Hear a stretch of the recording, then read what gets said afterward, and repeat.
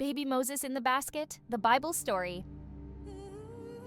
The fear in Egypt was a thick, suffocating thing, pressing down on every breath the Hebrews took.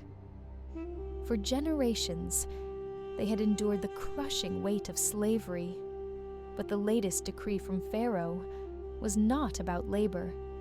It was about extinction. Jochebed, wife of Amram, felt that fear like a physical pain in her chest. He was perfect, strong, and loud. Too loud for a time when silence was the only safe currency. For 3 agonizing months, she lived a shadow life. She nursed him, she rocked him, and she loved him with a desperation that was both a shield and a crippling weakness. She padded the walls, muffled his cries with thick cloth, and taught her young daughter, Miriam, to anticipate every danger. Every creak of the door, every unfamiliar footstep outside, sent a jolt of terror through her. But the boy, whom she secretly named Moses, was growing. His lungs were powerful, his cooing turning into insistent babbling. She knew, with a certainty that chilled her blood, that she could not hide him much longer. The decision to send him down the river was not an act of surrender, but an act of profound, agonizing love. If the soldiers found him, he would be simply snatched away and tossed to the currents. If she sent him, there was the faintest flicker of hope. For days, Jochebed labored in secret. She did not build a coffin. She built an ark. The smell of the tar was heavy and hot, a dark counterpoint to the soft, milky scent of her baby. The night before the launch, she held Moses close, memorizing the shape of his head, the curl of his fingers, and the warmth of his breath. She sang him a final, silent lullaby of surrender and faith. At dawn, she wrapped him carefully. The air was cool and heavy with river mist. There were no tears. The grief was too deep for that. It was a still, frozen moment of pure, wrenching sacrifice.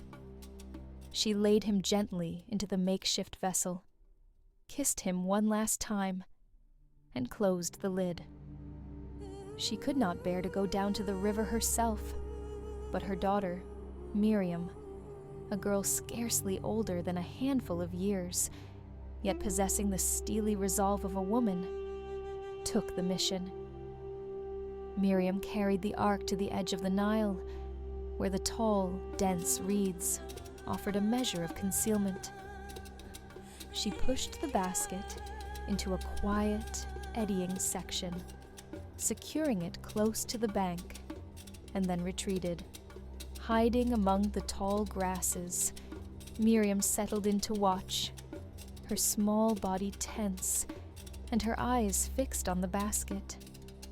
Her mission was simple and terrifying: to know the fate of her brother. The sun climbed, beating down on the sluggish river. Miriam waited. She waited through the dry, buzzing silence, watching the little boat rock gently on the dark surface, praying it wouldn't drift into the main current. Then, the air shifted. Sounds of laughter and movement drifted from the palace gardens upstream. A procession appeared on the bank, Pharaoh's own daughter, the princess, attended by her maidservants. As the princess entered the water, her eye caught an unusual sight among the reeds: a basket. It was clearly not natural. It was too deliberately shaped. Curious, she commanded one of her attendants to retrieve it. When the servant brought the basket, the princess, with a strange premonition, opened the lid. Inside, the baby was weeping. It was not a loud, angry cry, but a desolate, exhausted wail that spoke of fear and cold. The princess looked upon the Hebrew child and felt a wave of profound pity. She instantly understood. This was one of the children her father had ordered destroyed, yet her heart was moved beyond the politics of the palace. From her hiding spot, Miriam saw the princess's expression change from curiosity to compassion. "Should I go and call you a nurse from the Hebrew women to nurse the child for you?" Close-up of the princess's face as she nods in surprise. The moment is quiet and reverent. Miriam ran.